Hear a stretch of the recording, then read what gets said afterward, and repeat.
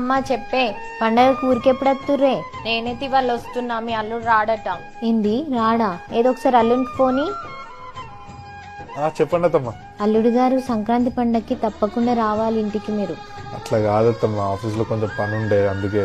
ఒక 2 రోజులు పని ఏడికి పోదు కానీ మీరు రండి. ఇప్పటికే అందరు అడుగుతున్నారు బిడ్డ అల్లుడు రాలేదా ఇంకా ఎప్పుడు వస్తారని. మీరు రాకుండా ఇంట్లో సందడి ఏముంటుంది చెప్పండి. 10 మంది ఫ్యాన్స్ ఉన్నారు మీకు ఇక్కడ. తప్పకుండా రావాలి మీరు, సరేనా? సరే అత్తమ్మా, వస్తా. మంచిది, మరింత. అల్లునికి పని ఉందంటే ఎందుకే బలవంతం చేస్తావు? నీకేం తెలియదు, అప్పుడే కూకో. పండుగంటే ఉత్తిముచ్చెట్నా? ఎన్ని పనులుంటాయి. నేనేమో పిండి పిసుకలనా, గారెలు వస్తాయి, చుట్టుపక్కల వచ్చి సకినాలు చుడతారు, బిడ్డ మార్షాలు చేస్తారు, ఇక పొయ్యి దగ్గర వాళ్ళు ఉంటారు. అందుకే అల్లుని రమ్మన్నా. అమ్మా ఫోన్ కట్ చేయలేదు.